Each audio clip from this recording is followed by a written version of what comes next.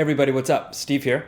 So if you're a musician in Toronto or even just a lover of the music scene, you probably heard the news that one of the city's most beloved venues, the Dakota Tavern, is now permanently closed.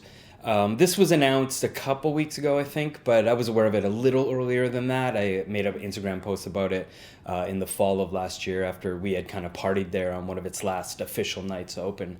And originally it was going to be closed, I think, for renovations temporarily. But as anyone in the music industry knows, that's usually code for things aren't going well. So as unfortunate as this news is, it honestly didn't come as that big of a surprise. Now, I've been talking about this for the last few weeks with a ton of people, and I've kind of noticed this sort of like apathetic attitude towards the whole thing, kind of, oh, there goes another one. It's Toronto. What can you do? This kind of thing. And that attitude makes sense given kind of what's been going on in Toronto the past decade or more. But I don't think this closure specifically is being addressed for what it really is, which, in my opinion, is a full-blown live music crisis in the city of Toronto. So I've been talking to tons of musicians, venue owners, bar owners about this over the last little while. And I'm here to share a little bit about what I've learned, along with some disturbing data and some solutions as well. But before I get into it, there's actually a motion right now in front of Toronto City Council that I think could be really damaging for live events in the city. We're on a bit of a time crunch here, so if you want to learn more about that specifically, just go to this time code and I'll explain that, and then come back for the rest of the story. So my story with Toronto starts in the summer of 2010 when I moved here from a little town called Edmonton, Alberta, which means this summer will mark my 15th year in the city, which is just mind-blowing for me to think about. So my experience only goes back that far, and I am interested in hearing from people who were here longer than that to see how the music scene was before. But at least in my experience, it's impossible to overstate just how amazing the music scene was at that time. And I was no newbie then. I mean, I had been playing music professionally for 6 or 7 years. I'd toured all over, done basically everything I could have done out west.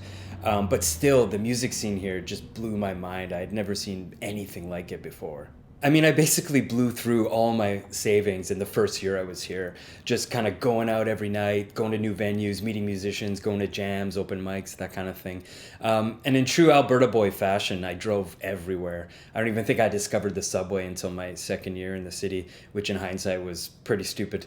But it just goes to show how much there was to do. I mean, you could drive anywhere in town and find something amazing that would blow your mind, no matter what day of the week it was. Now, things weren't perfect, of course. There were a lot of underlying issues that, I was either unaware of or maybe just ignorant to, specifically concerning some, sexual misconduct that I found out about later in the music scene here. But that's probably a subject for another time. But at least personally, I can remember the first time I started getting worried about the Toronto music scene, which was in early 2017, when two things happened. First was the closure of Hugh's Room, one of my favorite venues in Toronto's West End. And the second was when a lot of articles started showing up about artists having to leave Toronto due to cost of living concerns. Most notably, Ron Sexsmith, who left the city in 2017 around this same time. So at that time, when I started to get a little bit concerned about the future of Toronto's music scene, I decided to compile a list of all the venues I could think of that had closed or were closing. And I've kept that list up since then. I don't know what it is about lists. I think I just like keeping lists for whatever reason. Here's that list. If you want to look at it in more detail, there's a link in the description below. I'm sure I've missed some stuff, so if there is anything missing, please leave a comment or send me a message on Instagram. I'd love to keep it updated. But rather than sit here and kind of rattle off every venue that the city has lost, I'll give you kind of a bigger picture. So since I moved here in 2010, the city of Toronto has lost 36 venues by my count. That's just over 2 per year, which is pretty scary. So looking at this list, you can see that the biggest spike was in 2020 due to the COVID pandemic. Now that makes perfect sense. Any business that requires a lot of people to be in one place at one time was going to have a hard time during a global pandemic. But the city of Toronto was well aware of this at the time, and despite that, it still took them 6 months to announce any kind of relief funding for venues in the city. And even when they did, it was only $1.7 million for every venue in Toronto, which is just not enough. I do applaud the city for doing something. I like to think everybody was kind of doing their best. We were kind of in uncharted territory back then, if anyone can remember. But just looking at the amount of venues we lost in 2020 proves that at the very least, the city just waited too long to act. Okay, so if that's how many venues we lost, how many did we gain in that same period of time? Well, here's where I have some bad news. So, not counting venues that maybe changed owners or closed and reopened in that time, looking at you, El Moncambo, by my count, where we lost 36 venues, we've only gained 5 new ones, which is not good at all. So this is just straight up urban decay at this point. Now, I know that term has a very specific meaning in economics, but I can't think of a better way to really put what's been going on here. Another term I have heard thrown around is retail displacement, which is when established businesses are pushed out by newer ones. In Toronto's case, it seems to be local fixtures pushed out by larger chains. But even that's not always true. I mean, famously, Starbucks had to close a couple dozen stores in Toronto just due to rising costs of operations. And if someone like Starbucks can't afford it, how the hell is anybody else supposed to? Okay, so with all these lost venues, why am I making such a big deal about the Dakota? What's so special about the Dakota Tavern?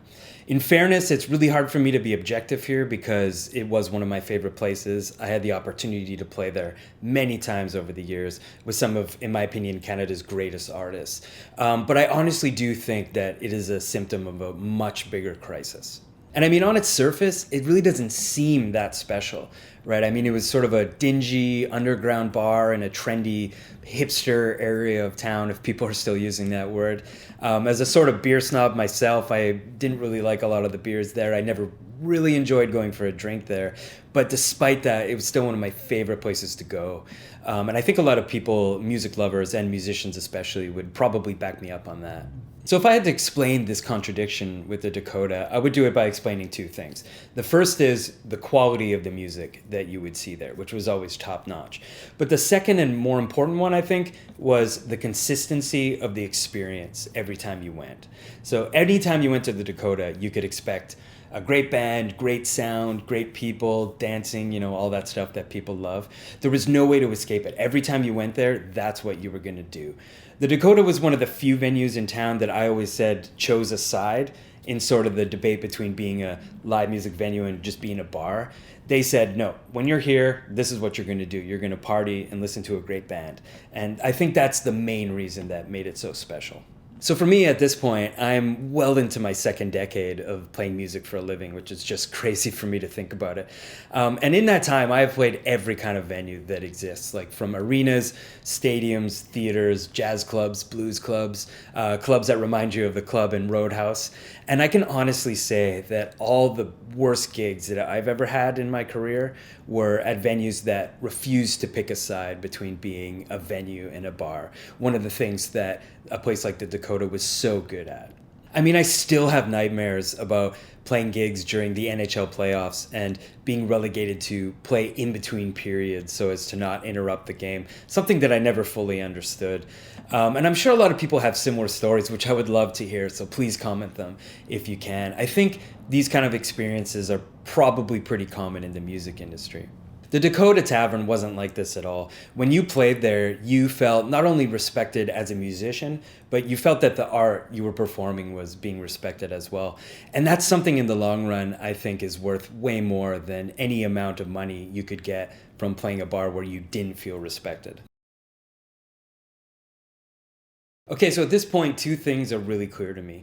For one, things were already getting worse before the pandemic. And 2, things didn't bounce back after the pandemic was over, as so many people had hoped. So what can we do about it?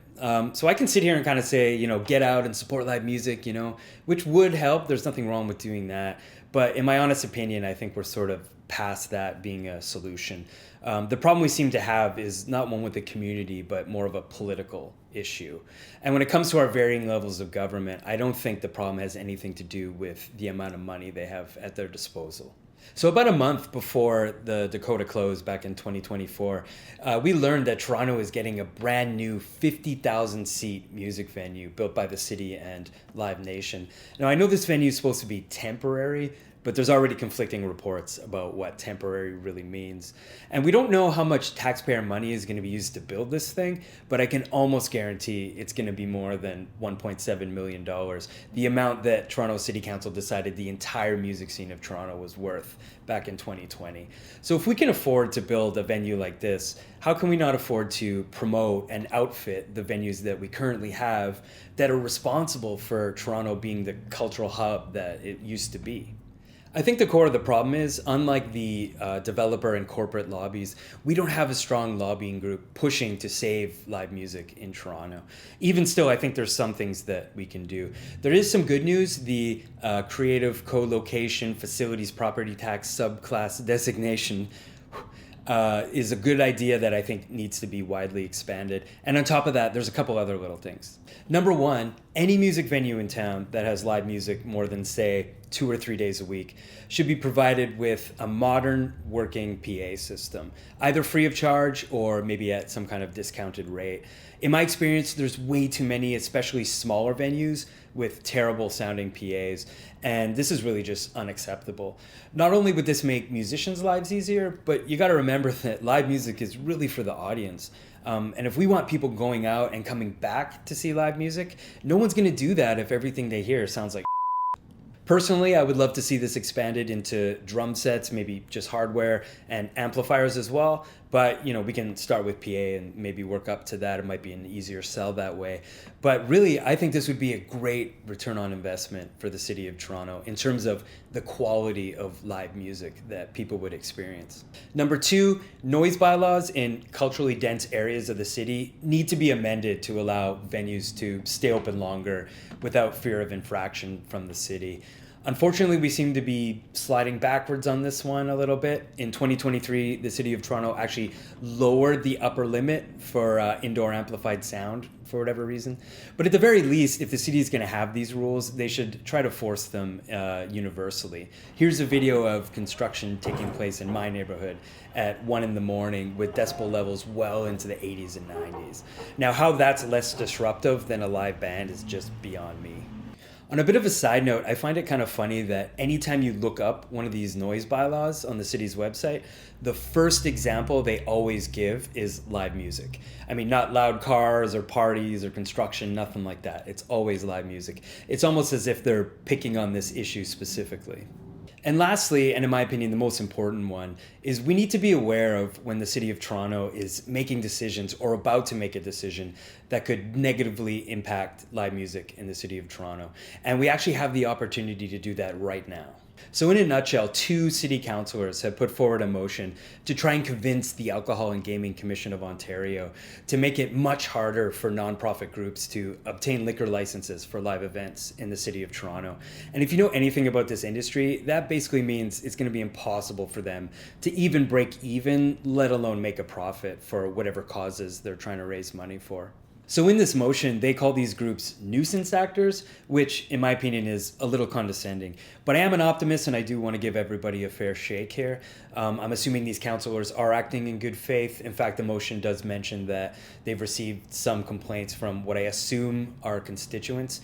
But adding more bureaucratic hurdles to live music events is only going to exacerbate the problems that we already have and the crisis that I think we're in.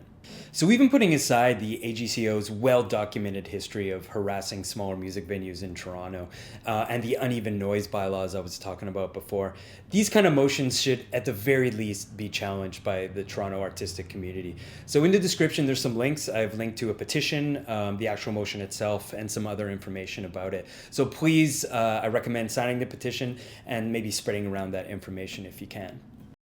Hey everybody, Steve here from the future. So it looks like this motion has actually been withdrawn from Toronto City Council, which is great news. For the most part, we have Save Our Raves to thank for this. They did a great job putting together a petition with over 6,000 signatures to get this thing pulled. So kudos to them. I'm going to leave this in the video just for reference and because I'm sure it's not the last time we're going to have to deal with something like this. But great job to everybody involved. And again, this is just proof that making noise can actually make a difference. So anyone that knows me has probably heard me say that I may consider leaving Toronto if two venues closed. One was unfortunately the Dakota Tavern, and the other one I'm not going to mention because I don't want to jinx it. We're in enough trouble as it is. But the reason I make such a big deal about those two venues is because I consider them very constructive to the art that I've, dedicated my whole life to, and losing them would be kind of irreconcilable to me. The Dakota Tavern was like this. It was a linchpin in the Toronto music scene, the very same scene that drew me here 15 years ago and has kept me here ever since. As someone that's not originally from here, I can honestly say that this city has something truly special about it. And it really breaks my heart to see it fading away, mostly due to indifference and inaction. So I think there's still hope to turn things around. I would love to hear some suggestions. If you have any, please leave a comment or send me a message. I want to see if we can maybe try and pull things together. Anyway, thanks a lot and see you soon.